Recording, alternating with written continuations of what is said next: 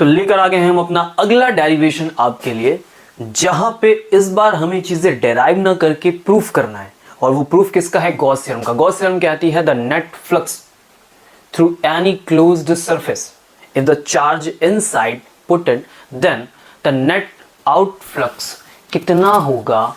Q by epsilon. What is the Q? Q net divided by epsilon. ये result होगा। तो इसी बात को हम क्या करने जा रहे हैं? प्रूफ करने जा रहे हैं। तो जल्दी से हाथ में कॉपी पेन ले लीजिए और स्टार्ट करते हैं।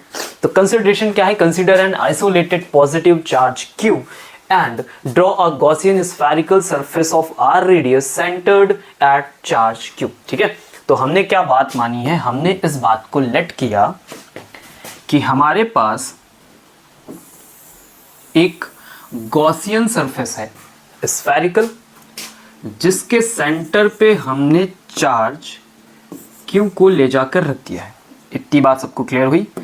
फिर हमने क्या बोला?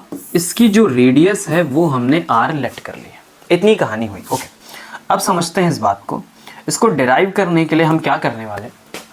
इस सरफेस पे आप एक छोटा सा पार्ट कट करो, दैट इज द ds। ठीक है, क्लियर है? यहां से ये हमने यहां पे एक ds पार्ट सरफेस से कट कर लिया। ओके, ठीक है।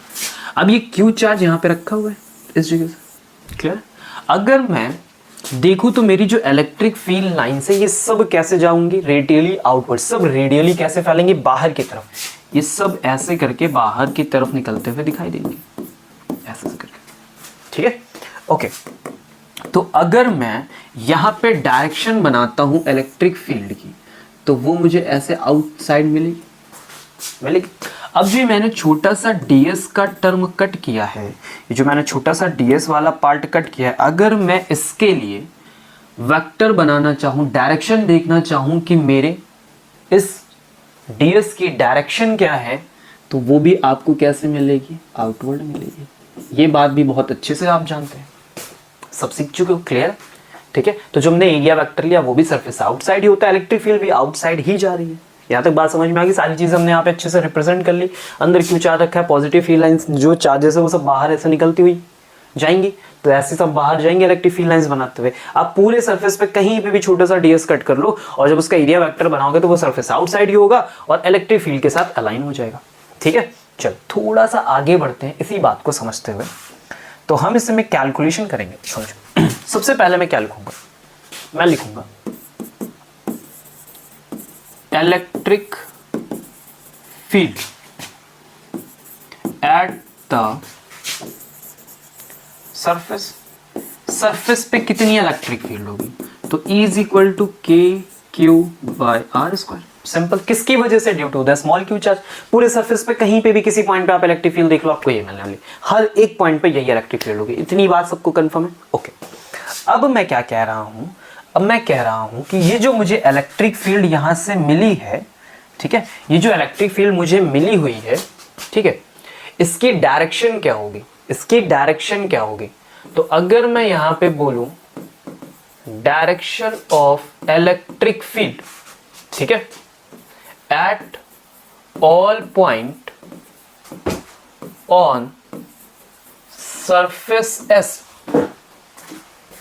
direction of electric field at all point on surface S is radially outward।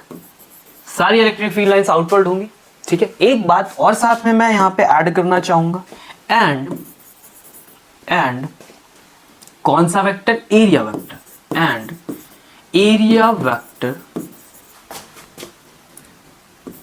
On surface S, कहीं पे भी ले लो। ठीक है, एरिया वेक्टर अगर मैं ऑन सरफेस पे कहीं पे भी ले रहा हूं, कहीं पे भी कट कर रहा हूं, ठीक है, उसकी भी डायरेक्शन कैसी होगी? Is also radially outward.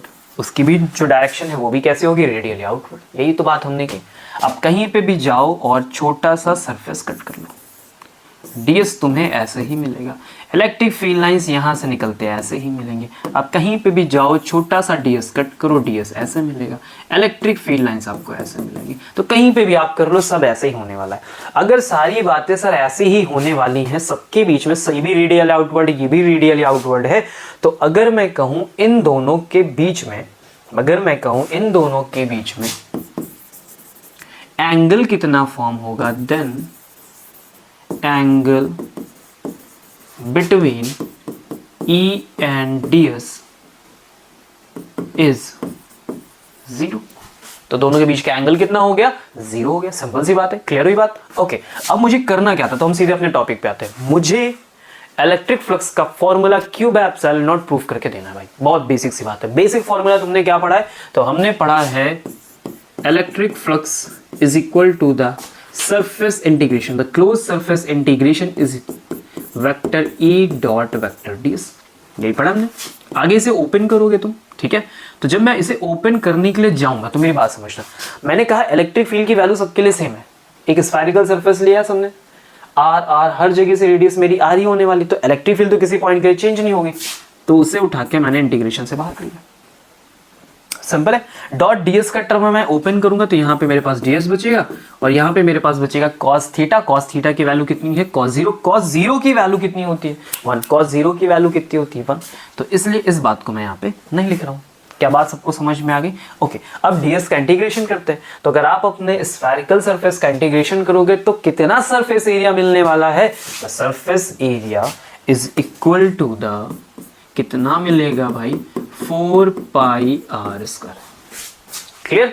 यानी मुझे जो रिजल्ट मिला फाई ई का, वो मुझे मिला है कितना, E into 4 pi r square. और मैंने इलेक्ट्रिक फील्ड ऑलरेडी कैलकुलेट करके रखा हुआ है। कितना कैलकुलेट किया था मैंने, E इज इक्वल टू के क्यू बाय आर स्क्वायर। तो इसी वैल्यू को क्या मैं ले जाके वहां पुट करूं, तो आ जाओ जल्दी से, इसी वैल्यू को हम यहाँ पे पुट करते हैं।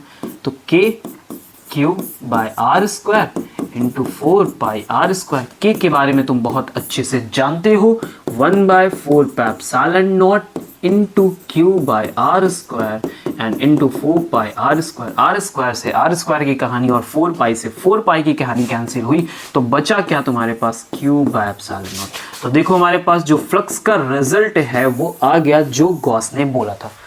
यानी अगर मैं किसी ऐसे सरफेस एरिया को चूज कर लूं जो हमारे चार्ज को प्रॉपर क्लोज कर दे, तो मेरा जो रिजल्ट होगा is equal to the net charge inside the geometry divided by epsilon naught. इस बात को हम प्रूफ कर सकते हैं। क्या बात सबको समझ में आ रही, क्लियर है? ओके, तो this is the basic derivation, basic proof जो हमें यहाँ पे करके देना था।